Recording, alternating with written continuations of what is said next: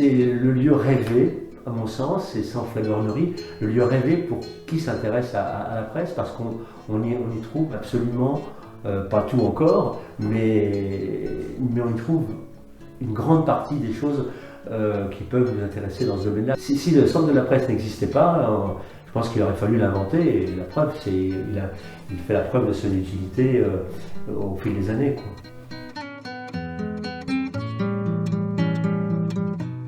C'est une association originale et un peu folle quand même, parce que s'installer en pleine Cambrousse pour un projet culturel pareil, voilà, mais c'est ça qui est motivant aussi.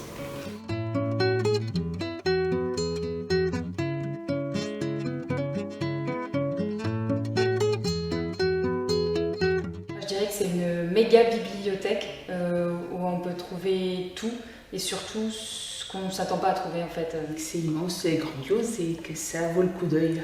Voilà. Des lieux qui gardent comme ça la mémoire, je pense que ça va être encore plus précieux dans les dizaines d'années à venir. On s'ennuie, il n'y a rien, et finalement, s'ils viennent ici, ils découvrent, et puis ils savent qu'on ne s'ennuie plus, là, quand on arrive ici, il n'y a pas de quoi s'ennuyer. On avait publié une très belle double page, je me rappelle encore, Pierrick Delobel, le photographe, il avait fait plein de photos avec Pascal dans les collections, et on avait aussi extrait toute une bande où on voyait donc une couverture de match avec Brigitte Bardot, à l'époque où elle était très belle, etc. Et Pascal disait à ce moment-là que ça ferait bientôt 30 ans que tout ça se mettait en place, mais que c'était maintenant que l'association allait vraiment démarrer.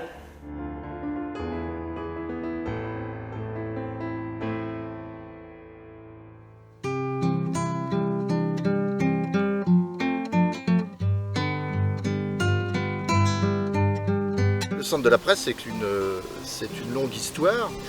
Il y a même une préhistoire qui explique l'aventure du centre de la presse. Au départ, c'est l'histoire d'un collectionneur. J'ai commencé à collectionner les journaux vers l'âge de 12 ans. Alors, imitant mon frère Dominique, qui lui-même avait commencé une collection de journaux de une. Et puis surtout ayant un père, conservateur de musée, historien local, donc j'ai baigné dans cette ambiance de journaux, de livres anciens, etc. Et alors il y a eu deux endroits qui ont marqué un peu le début de la collection. À cette époque-là, je fréquentais la paroisse de Queuilly, à Champigny-sur-Marne, dans le Val-de-Marne.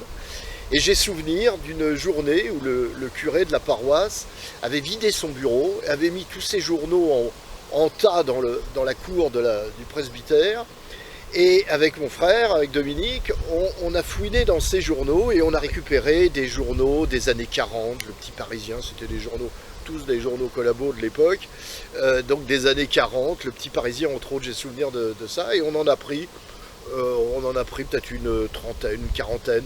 Aujourd'hui, évidemment, j'aurais repris le tout, mais à cette époque-là, on n'avait pris que cette petite collection. Chez les parents d'un ami, la famille Rabache, ses parents quittaient la région parisienne et ils savaient que je commençais à collectionner les journaux et ils m'ont dit « Est-ce que ça t'intéresse de récupérer notre collection de Paris Match ?»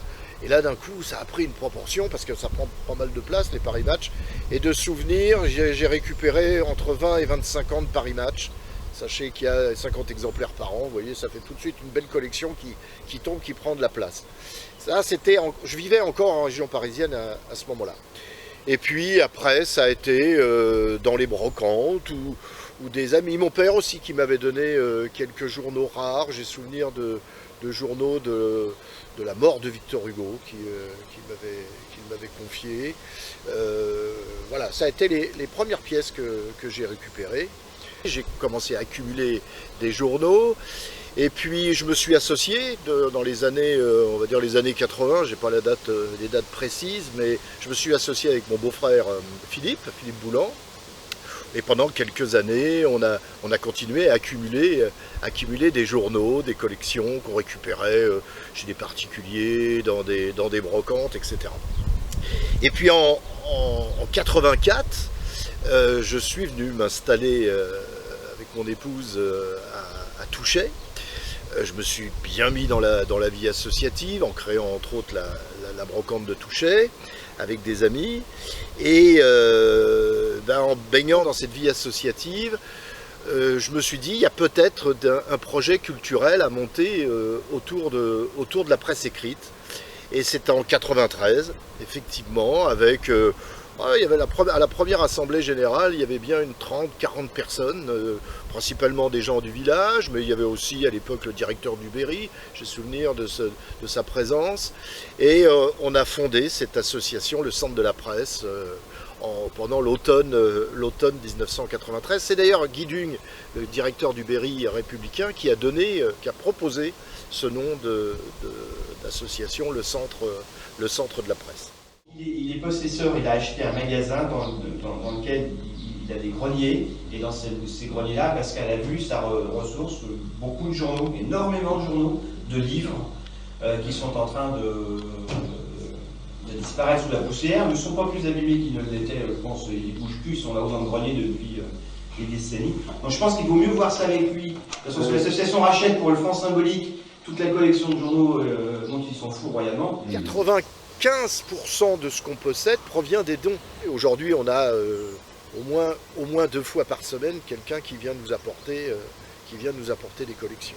Les 5% qui restent, c'est les choses que j'ai pu à l'époque acheter dans des brocantes. C'est aussi toutes les pièces rares, importantes qu'on a achetées, alors soit en brocante, soit maintenant sur Internet. Depuis 15 ans, tous nos achats se font principalement sur Internet. De pièces rares qui nous permettent de faire des expositions, qui nous permettent de compléter un livre en fabrication. Voilà, c'est l'origine de ce qu'on possède, c'est ça. L'importance d'un centre comme on essaie de monter. D'ailleurs, Laurent pourrait en témoigner, il m'a amené Babatier, explique un peu ce qu'il avait dit. Pour montrer quand même les limites des documentations des journaux régionaux. Donc la semaine dernière, j'étais en région bordelaise, et il y a, vous savez peut-être, on va fêter cette année, fin juin, le premier centenaire de la course Paris-Bordeaux, enfin Bordeaux-Paris en voiture. Et le Sud-Ouest, pourtant le deuxième quotidien régional, n'a aucune archive sur cet événement. Et ce qui fait que tu fais appel à vos lecteurs, aux collectionneurs, pour trouver... Est-ce qu'ils n'ont rien? Si, la voiture, c'est extrêmement... C'est le premier Bordeaux-Paris en voiture. Et ça a mis 37 heures, je crois, etc. Non, plus que ça, 57 heures. 57 heures. Et ça me donne dire qu'un gros quotidien régional comme ça, qui est donc le deuxième après Ouest France, le deuxième groupe français, n'a même pas les moyens d'avoir une documentation. Bienvenue. Ça faisait très longtemps que j'avais peut-être pas rentré dans ce business, et ça me fait bien plaisir d'y être à nouveau et réunir avec vous tous, surtout. Avec sa femme à côté. Et avec mon épouse à côté, alors moi c'est encore plus rare, vous voyez. Alors chers amis, chers membres, c'est semble-t-il l'année des bouleversements et des nouveaux départs. Je vous propose donc d'inscrire notre association dans cette démarche dynamique. Depuis notre dernière assemblée générale, c'était en mai 1995, l'association n'a pas vécu comme elle aurait dû le faire. Bon, bien sûr, en une année, des milliers, et c'est vrai, des milliers de revues et de journaux ont été récupérés. À présent, l'association a sa propre collection. C'est important à signaler, c'est un fait important à noter. Notre association est maintenant propriétaire d'un patrimoine de pièces anciennes. Mais à côté, il y a la vie d'association, et là, il faut le dire, mais vous le savez déjà, ça n'est pas génial. À noter toutefois 3 faits récents qui vont dans le sens nouveau que nous voulons donner à l'association.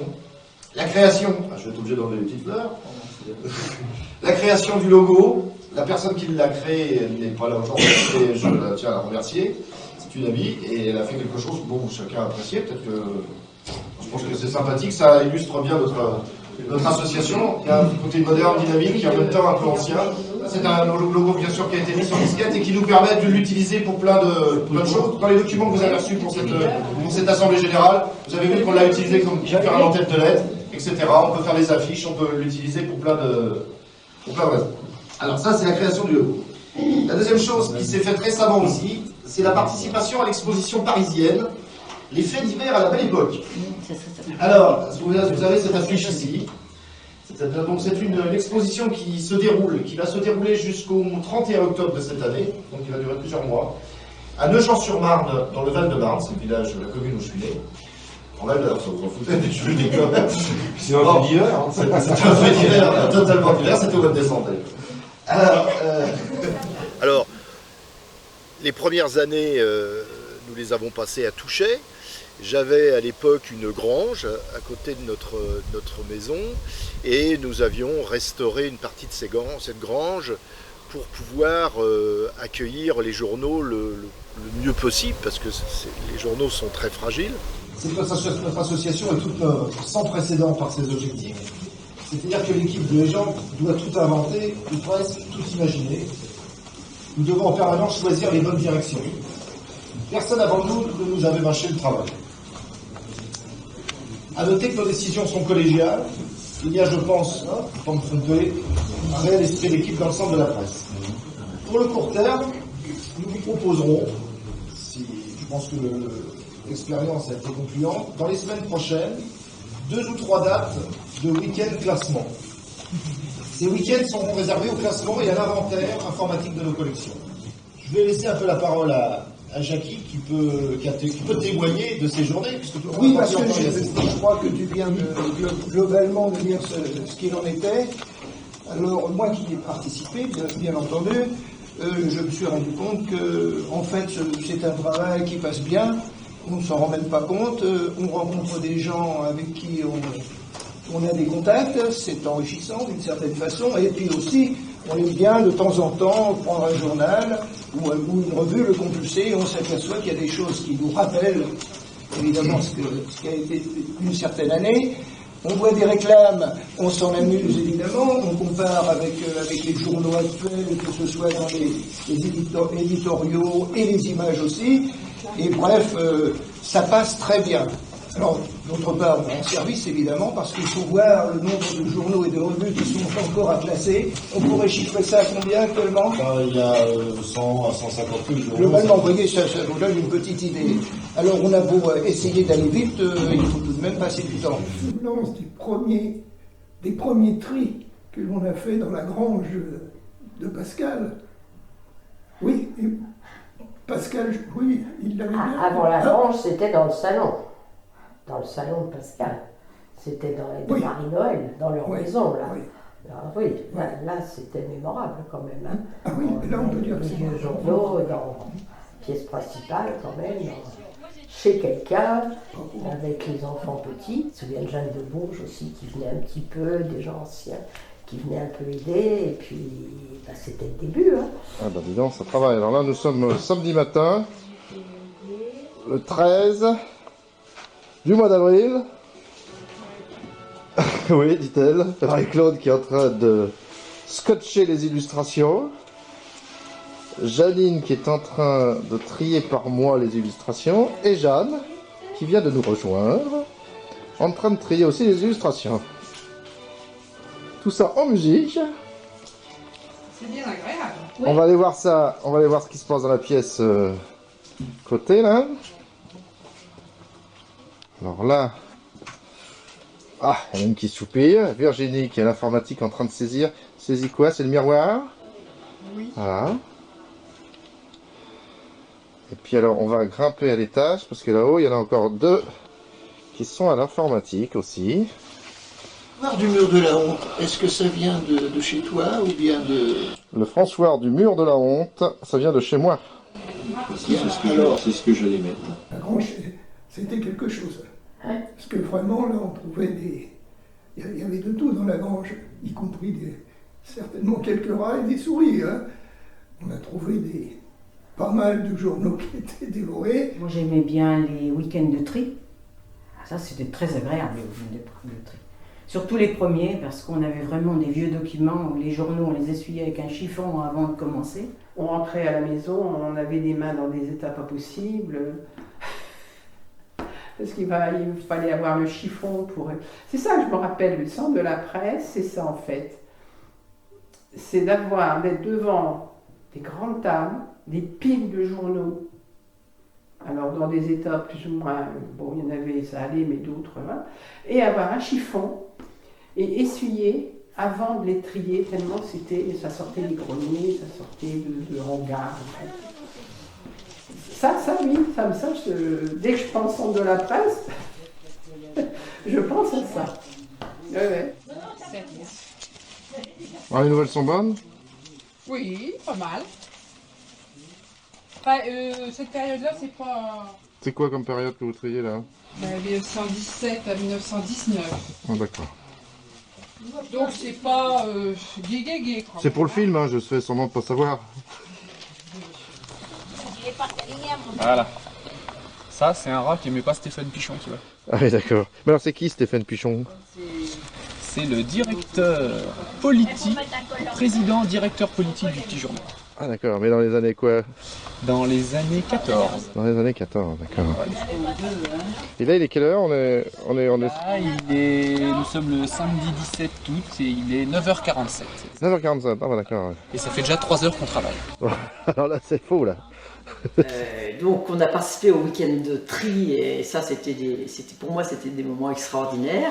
On n'était pas très productifs parce que à chaque fois on feuilletait les journaux et il y avait toujours des choses intéressantes qu'on lisait à la cantonade à tout le monde et tout le monde s'arrêtait de trier, de classer forcément. C'était des moments d'échange en même temps, on échangeait sur ce qu'on lisait, effectivement, c'était tout le temps. Et de convivialité. Et très rapidement, cet espace qui était de 40-50 mètres carrés est devenu très vite trop petit. Et nous n'avons pas trouvé de solution sur Touchet, il n'y avait pas de bâtiment qui pouvait nous accueillir.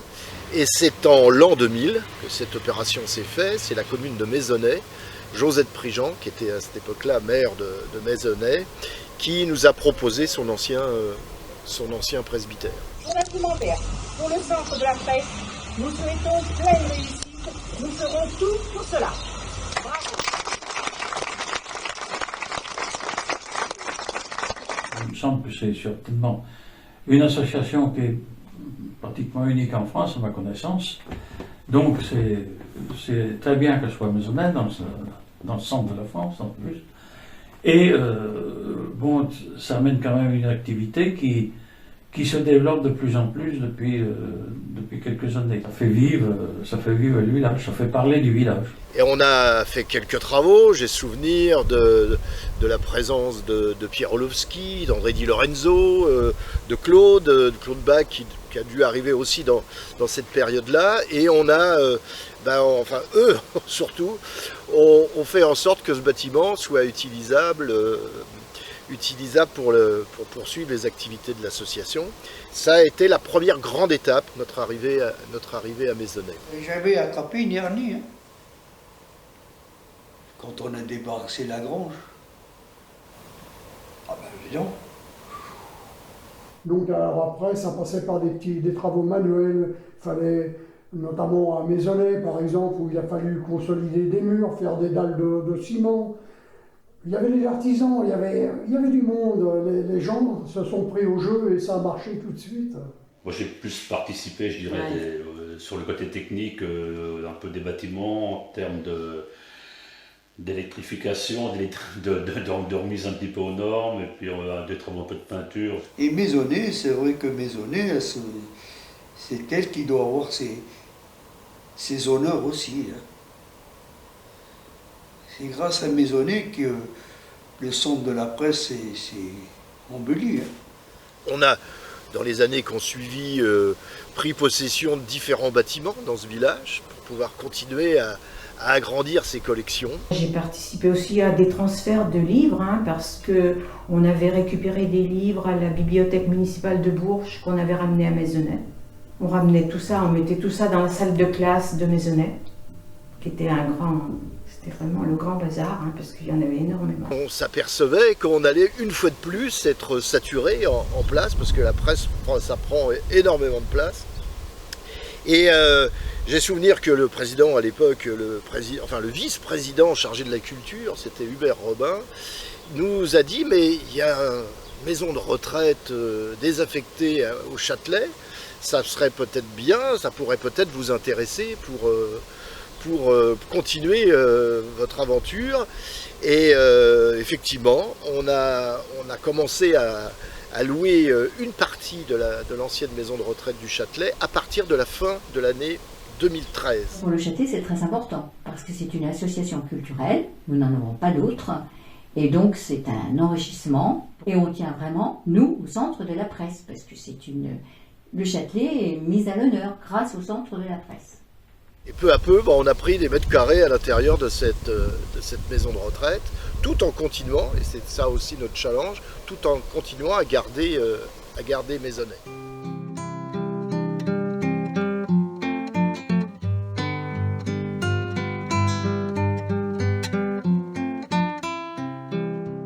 Beaucoup de choses à raconter, évidemment.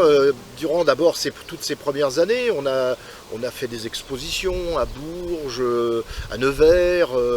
On avait créé cette antenne aussi dans la Nièvre dans les années 2000. Avec l'antenne qu'on avait dans la Nièvre, on a pu passer un accord avec le Journal du Centre, qui est l'équivalent du Berry républicain dans la Nièvre. Il y a une petite équipe de bénévoles qui s'est mise en place pour réaliser des rubriques régulières dans le journal. Peu à peu, on s'est fait connaître, surtout de la population du Cher, on va dire, avec ces expositions, ces marchés aussi. On faisait du marché aux livres, on a fait des salons du livre à Bourges et à Nevers. On avait fait le salon du livre à Bourges.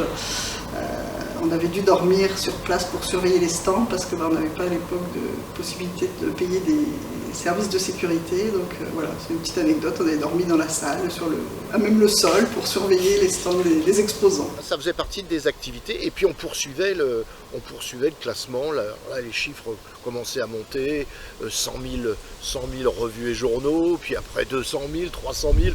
Les chiffres peu à peu grimpaient. Et alors, l'opportunité du Châtelet nous a permis de poursuivre cette récupération. Ça nous a permis d'accueillir des collections de médiathèques qui nous ont confié leur collection. Mais c'est aussi des journaux. On a récupéré ainsi par exemple les collections de la Voix du Sancerrois depuis la fin du 19e. On a récupéré les collections de l'Écho républicain de Chartres. 7 camionnettes qu'il a fallu qu'on a emmenées entre Chartres et ici. Et on a fait l'expédition à Chartres, on a fait plusieurs voyages pour aller récupérer l'Écho républicain, je crois. Et le plus loin que j'étais, c'était récupérer des journaux à côté de Verdun aussi. Ça fait l'occasion de connaître aussi des gens d'ailleurs, et puis de discuter avec eux, de faire des rencontres intéressantes. Voilà, c'est ça qui est bien aussi. J'espère qu'il y en aura d'autres, voilà. On a récupéré une partie des collections du Berry républicain, etc., etc. Et peu à peu, les chiffres continuent à monter. Aujourd'hui, on estime que l'inventaire, parce qu'on n'a pas fait l'inventaire de l'inventaire, mais on pense qu'on a entre 700 à 800 000 pièces déjà référencées, ce qui nous permet, d'après ce qui reste à faire, d'estimer que notre collection aujourd'hui dépasse sans doute les 2 millions de revues, donc nationaux, locaux et surtout internationaux, depuis qu'on a récupéré cette collection qui provient de la bibliothèque du Parlement de Versailles. Là, tu as le journal de Genève, là, par exemple. The Times, 1987. Le Tempo. Les premières activités qu'on a menées avec ce début de collection, ça a été directement les expositions.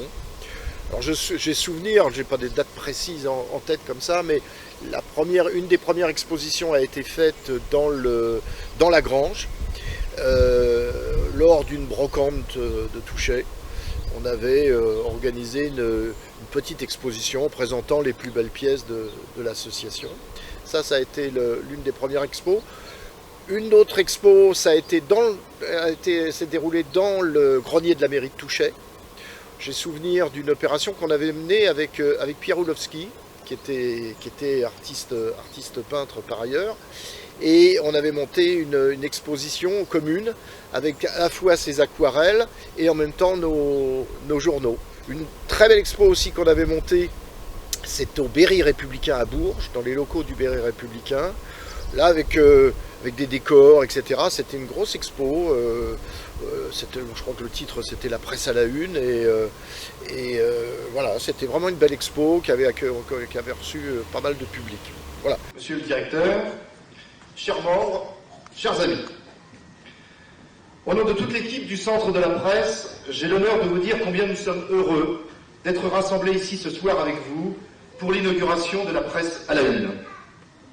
Je voudrais d'abord remercier ceux et celles qui ont favorisé la réalisation de cette exposition. C'est un voyage vers le passé, donc on va remonter à travers les événements du monde, quelques événements, oui c'est ça, une chronologie inverse, on peut dire ça comme ça. Donc vous avez le mur de la honte, le mur de Berlin qui tombe, 80, on a l'autre, il y a des équilibres qui se font. Le Figaro, les débuts de la fin pour les pays de l'Est, on peut dire, la répression, ça c'est en 81.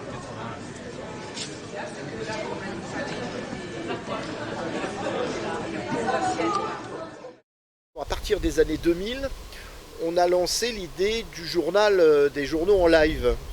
Et ça, c'est quelque chose sur lequel on a assez innové, puisque c'est avec le festival d'Issoudun qu'on a pu lancer cette aventure. C'est en l'an 2000. Et l'an 2000 ou l'an 2001, j'ai un doute là, enfin au début du nouveau siècle, et avec Pascal Miara et Virginie Canon, on a monté ce noyau dur qui fonctionne encore pour la réalisation de journaux. Et en 2009, on a été contacté par l'abbaye de Noirlac qui nous a proposé aussi de faire ces journaux en live, et là on a monté une petite équipe, et puis on a été sollicité. Je connaissais les Bains-Douches depuis de longues années, je connaissais Jean-Claude Marchais et Annie Marchais qui étaient les fondateurs et les dirigeants de cette association, et Jean-Claude a proposé au Centre de la Presse de réaliser le journal du festival L'Air du Temps. Donc on le fait depuis 2012. Il y a quelques années déjà maintenant, Pascal le saurait mieux que moi, peut-être une dizaine d'années que j'ai fait appel au Centre de la Presse pour travailler à la rédaction d'un journal pendant le festival, reporter. Ça me paraissait le complément indispensable d'un festival. Tous les festivals, loin s'en faut, n'ont pas ce genre de support, mais je trouve que c'est vraiment important et je n'ai jamais été démenti là-dessus. Et ça s'est même étoffé, puisque en plus du journal en live, on réalise une chaîne YouTube avec des images vidéo d'interviews et de parties de spectacle. Alors, le concept du journal en live, faut d'abord constituer une équipe de personnes qui aiment écrire sur une thématique, sur un style. Alors, à Noirlac, c'est plutôt les manifestations culturelles. À l'Air du Temps, c'est la chanson, c'est des spectacles. Et donc, on va se rassembler sur le lieu même du festival. On va nous dédier une pièce, on arrive avec nos ordinateurs, nos crayons, et on va écrire quasiment en live, donc en direct, les articles. On va monter le journal, c'est nous qui réalisons avec un logiciel professionnel la mise en page du journal, qu'on va imprimer, c'est nous qui les imprimons sur les imprimantes dédiées, et après nous les distribuons. On fait vraiment tout de A à Z. Donc en fait je participe au journal reporter, c'est-à-dire que pendant 3 jours on assiste à des concerts et on écrit sur les concerts qu'on a vus, qu'on a écoutés, qu'on a entendus, qu'on a vécus. Et ce qui est agréable, c'est qu'on est vraiment dans l'article, on l'écrit parfois 2 heures après avoir vu le concert, donc on n'a pas forcément le temps de réfléchir, on est aussi beaucoup dans l'émotion, ce qu'on a vu, ce qu'on a écouté, ce qu'on a ressenti. Et puis ce qui est agréable, c'est que c'est pas juste de l'écriture, c'est aussi de la mise en page, trouver des titres.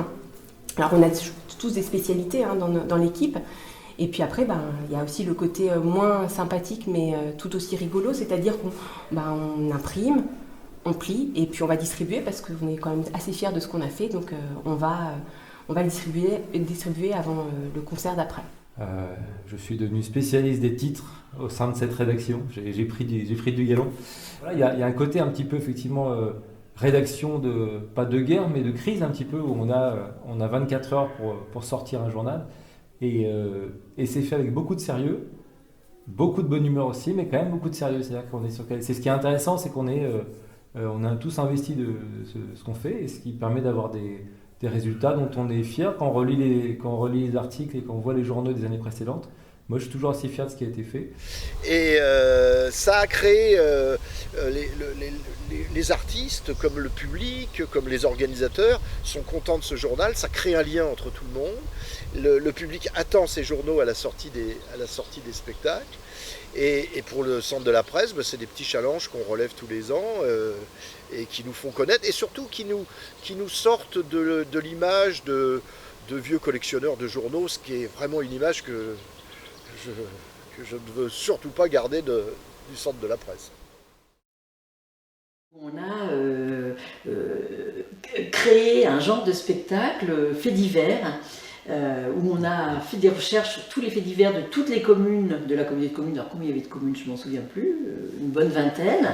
On a cherché les faits divers qui étaient les plus parlants, et on en a fait un spectacle à 7 ou 8 voix, je crois, qu'on a lu dans quelques communes.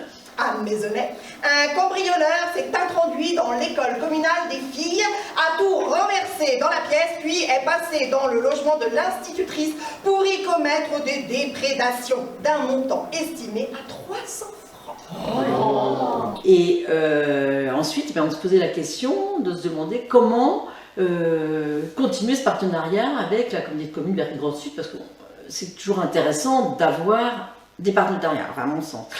Et puis Pascal, le président, discute avec, à l'époque c'était Ameline, qui était coordinatrice lecture publique, et qui dit: mais en fait, moi j'ai beaucoup de livres au Centre de la Presse qui concernent bien sûr la presse, parce qu'on a besoin de s'appuyer sur des ouvrages pour mieux connaître et mieux identifier et classer la presse. Et finalement, ces livres, ils ne sont pas mis en valeur, etc. Et on réfléchit, et on se dit, finalement, pourquoi ne pas monter une bibliothèque thématique qui rejoindrait les bibliothèques de la communauté de communes Berry Grand Sud? Et les élus de la communauté de communes ont été d'accord, donc ça c'était drôlement bien, ce qui nous a permis d'avoir accès au logiciel de gestion des bibliothèques, sinon on ne peut rien faire. Le soutien aussi donc de Ameline Desarbres, qui était à l'époque la coordinatrice lecture publique et qui m'a bien aidée. Également le soutien du département et des bibliothécaires de la médiathèque départementale du Cher, qui nous ont aidés à réfléchir un peu comment organiser un fonds thématique pour que aussi bien les bénévoles mais les lecteurs s'y retrouvent. Et donc, voilà, bingo, on a eu l'ordinateur, on a eu le logiciel. Ensuite, on avait toutes les piles de livres, on les a nettoyés, on les a catalogués, pour employer un terme un petit peu jargonnant. On a fait des formations pour pouvoir, pour savoir comment coter les livres, puisqu'il fallait s'appuyer sur la BNF en fait, c'est une cote nationale, les livres. Donc on a eu plusieurs formations par la CDC. Et après on a couvert les livres, rangé.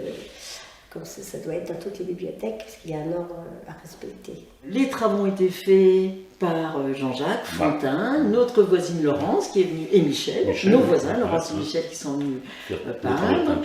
Et puis on a pu ouvrir notre bibliothèque. Alors qui n'a pas un grand public parce que ce sont des ouvrages spécifiques, mais les ouvrages sont demandés par les lecteurs des autres bibliothèques. Et donc ça, on trouve que c'est assez positif. Voilà. Comment on en est arrivé à sortir des bouquins? C'est une petite histoire que je peux vous narrer rapidement. C'est parti d'une exposition sur la guerre de 14. On avait fait une exposition au moment du 100e anniversaire sur la Grande Guerre sous le regard de la presse. Et cette exposition a été vue par le directeur à l'époque des éditions de Boré, qui est venu au Châtelet, qui a vu cette exposition et qui m'a dit Pascal, c'est super ton expo, mais maintenant il faut en faire un bouquin, parce que comme ça ton expo va rayonner, et tout le travail que vous avez fait, ça permettra de le mieux le faire connaître. Et puis il fallait trouver aussi un préfacier. On a regardé dans nos membres d'honneur, on avait un certain Laurent Geoffrin, directeur du Nouvel Observateur, de Libération. Donc on s'est dit, ça peut être, et par ailleurs historien, et donc on s'est dit, ça peut être intéressant de l'avoir comme préfacier. Et c'est comme ça que cette aventure est partie. En quelques mois, on a sorti ce premier livre. Et puis le premier livre ayant pas trop mal marché, l'éditeur nous a dit, écoutez, vous n'avez plus qu'à faire la Deuxième Guerre mondiale. Et nous voilà repartis avec ce deuxième ouvrage qui lui a été préfacé par Henri Pijat, qui a été directeur, entre autres, de l'agence France Presse pendant les années 70-80. Et puis on a monté une autre expo au moment des élections présidentielles, des dernières élections présidentielles, satire sur les présidents de la République. Et au fur et à mesure qu'on fabriquait l'expo, on s'est dit ça vaudrait peut-être le coup, là aussi, de faire un bouquin. On avait alors là deux auteurs, avec Henri Hautavoine pour l'écriture des textes et Franck Lemort pour les dessins. C'est là que c'est intéressant, parce qu'Henri et Valentin finalement ont beaucoup apporté de la vie dans les dessins, de m'obliger d'aller plus loin en dehors, un petit peu des maisons de confort. Et finalement c'était sympa parce qu'ils m'ont bousculé et c'était une très belle équipe, c'était un très très beau moment en fait. Surtout pour la partie création de dessin où j'ai participé aux idées. Avec Henri et Franck, hein, bien sûr, mais on a brainstormé pour élaborer les dessins, la plupart. Là, c'était plus rigolo, c'était rigolo, même si toutes les idées n'ont pas été retenues. Et voilà, on a travaillé avec les éditions Ramsay pour pouvoir sortir le bouquin. Donc ça nous a fait une troisième production qui est sortie de mémoire en mars 2022. Et là, la dernière aventure qui s'est terminée, et vous avez pu voir ce bouquin il y a quelques jours, qui est sorti il y a quelques jours, sur l'agriculture, sur 150 ans d'histoire de l'agriculture, l'Odyssée agricole.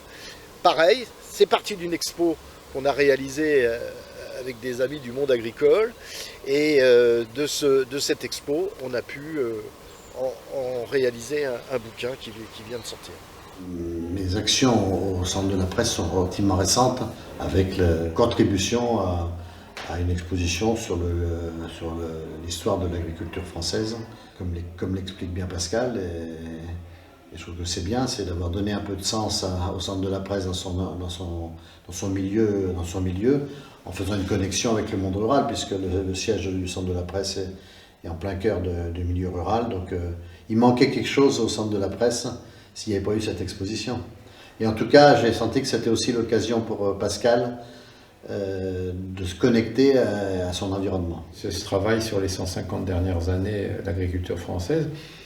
Et ce qui a été vraiment riche d'enseignement, c'est de découvrir que, en fait, c'était une répétition.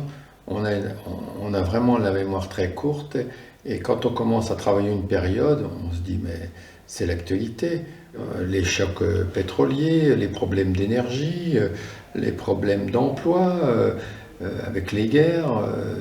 Ça, c'est le journal qui servait aussi d'appeler des salariés, enfin des salariés potentiels, que ce soit en Italie, en Espagne, au Portugal, des gens qui partaient à l'insu de leur famille, de la botte de l'Italie, pour venir être ouvriers dans nos fermes, parce qu'il y avait un manque de salariés, et ça c'était dans les années 57. Et grâce à ces journaux, qui sont répertoriés là au Centre de la Presse, ça nous aide à comprendre que la vie, c'est un éternel recommencement. Il y a peu de gens qui imaginent qu'ici, il y a une telle mine d'informations, et puis rangée avec rigueur. Michel Bonneau m'a proposé en 2020 de participer aux travaux de recherche pour monter l'exposition sur les 150 ans de l'histoire de l'agriculture vue par la presse. Étant donné que j'ai travaillé à la fois en tant que juriste puis directrice de la FDSEA, de l'information agricole du Cher, à la fois la presse et l'agriculture, ça m'intéressait. C'était à la fois très intéressant, parfois décourageant, parce que on a l'impression que avec la presse de cette époque, moi j'ai fait les périodes les plus anciennes, 1870-1913, et on a l'impression qu'on ouvre le tonneau des Danaïdes, parce que Une information, on appelle une autre, on a envie d'aller chercher encore autre chose et on pourrait ne jamais s'arrêter. Et on était parfois un peu frustrés parce que finalement, la place qui nous est impartie sur un panneau, eh ben, c'est pas si grand que ça pour raconter toute une période. On s'est quand même un petit peu gelé le premier hiver qu'on a essayé de travailler parce que c'était assez compliqué à la fois de rechercher, d'être assis à rechercher dans les documents et puis effectivement l'ambiance froide qu'il y avait au niveau du bâtiment. Il y a toujours de la passion, il y a toujours et qui dit passion dit parfois des très bons moments, des moments sublimes, et puis des moments parfois un peu tendus, difficiles, mais qui en tout cas génèrent la productivité, parce que c'est comme ça qu'on avance. Voilà. C'est par des débats, par des contradictions, par des oppositions que le projet avance. Pascal, il est exigeant, on râle des fois après cette exigence-là, mais elle est vitale pour produire des expos de qualité, reconnus. Voilà. Ce système de créer une exposition et d'en faire un bouquin, c'est quelque chose qu'on veut maintenant développer, parce que c'est un tandem qui semble bien fonctionner, parce que chacun donne du poids à l'autre. Quand on présente cette expo, et qu'on vend ces bouquins derrière, les bouquins se vendent très bien parce qu'il y a l'expo, les gens ont visité l'expo et repartent avec le livre. Donc cette chose-là, pour nous, est une chose qu'on va essayer de développer avec différents éditeurs. Parmi toutes les pistes qu'on essaie de développer depuis la création du Centre de la Presse, c'est notre rôle pédagogique, d'action dans les collèges et les lycées. Et on a eu la chance, ça a été une rencontre avec le conseil départemental du Cher, qui nous a proposé de réaliser un module pédagogique autour des médias. Et donc depuis quelques années, on réalise cette opération qui s'appelle la presse à la loupe. On travaille avec Fanny Lancelin. Je suis journaliste et que j'avais déjà l'habitude d'intervenir un petit peu dans les écoles à l'occasion de la semaine de la presse ou quand on nous demandait ponctuellement. L'idée, c'est surtout de permettre aux jeunes d'avoir une lecture critique des informations qu'ils reçoivent et puis aussi de leur faire découvrir ce que sont les médias, en particulier la presse écrite, parce que peu ont finalement un contact aujourd'hui avec les journaux. Avec Franck Lemort, qui nous fait un atelier de caricature. Je l'ai préparé donc finalement en amont l'atelier, en préparant chaque étape de la caricature, donc en réfléchissant comment découper chaque caricature, chaque tronçon pour arriver au dessin final. Donc le principal aussi c'est que les enfants s'amusent, parce qu'on est là aussi pour s'amuser, qu'ils passent un bon moment. Et puis, voilà, qu'ils essayent d'apprendre de différentes techniques, de voir qu'avec des ronds, des carrés, que ça leur apprend à avoir quelques techniques pour pouvoir progresser, et puis se rendre compte qu'on peut tous arriver à faire un dessin en prenant notre temps, en fait, finalement. On fait visiter le centre de la presse, et ensuite, moi, j'interviens dans les collèges pour des ateliers qui vont de la découverte des métiers du journalisme, de l'environnement médiatique en France, qui possède quoi, en quoi c'est important de le savoir aujourd'hui, à la réalisation d'articles. Donc on les met en situation vraiment de production, comme s'ils étaient des journalistes, de la collecte d'informations jusqu'à l'impression du journal papier. Donc par le fait de produire de l'information, il se rend compte en fait de tout le contexte dans lequel l'information est produite en France et les problématiques que ça soulève au niveau éthique, économique, en termes de diffusion d'informations, les fake news, les réseaux sociaux, etc. Moi-même, j'interviens sur l'histoire de la presse. Il y a Virginie et Pascal, Virginie Canon et Pascal Miara qui peuvent intervenir sur la mise en page. Mais c'est un concept qui va évoluer, qu'on va essayer même de moderniser un peu, parce qu'on voit qu'il y a des choses qu'il faut améliorer. Mais c'est une belle piste de développement, et tout particulièrement avec le système de passe culture qui a été mis en place depuis maintenant quelques mois. Et qui va nous permettre de rayonner au-delà de nos départements du centre de la France.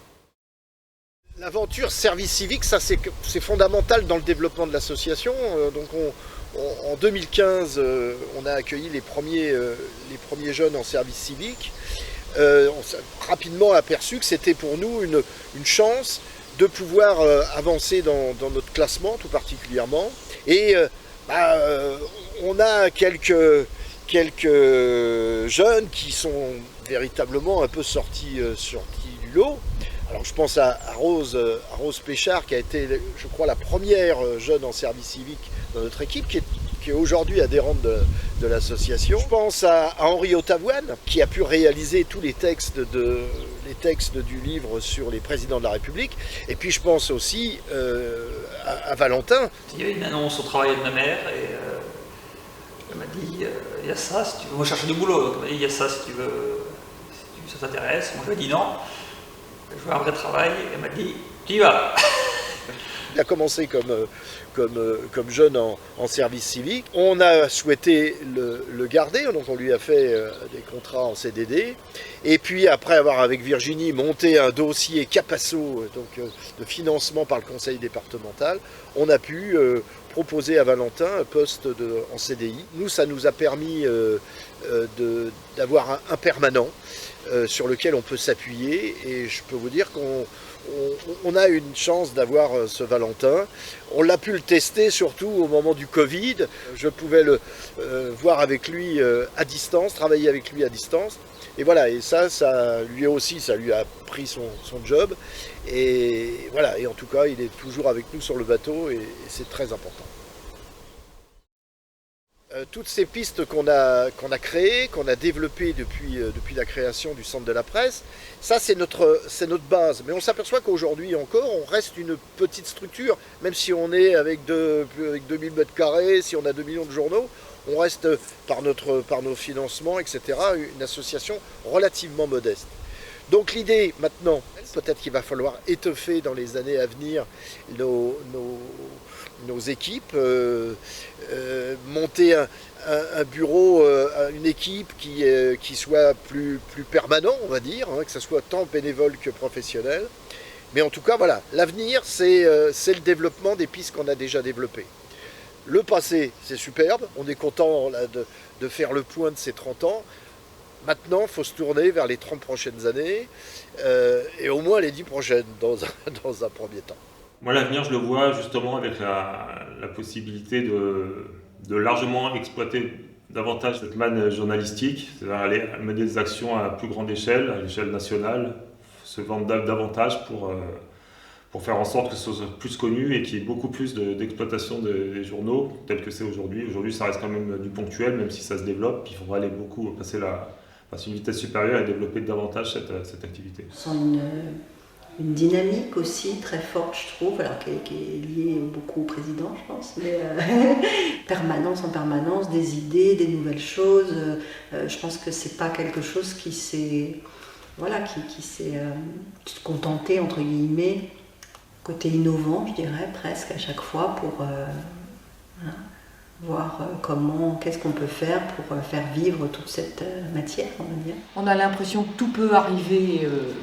Même des choses très ambitieuses. Et je pense qu'à un moment où tout passe au numérique, je pense qu'avoir un lieu où on a conservé de l'écrit et en même temps où il y a du numérique sera une richesse pour plus tard. Je pense qu'une telle association devrait maintenant être davantage soutenue par les collectivités territoriales notamment, voire l'État.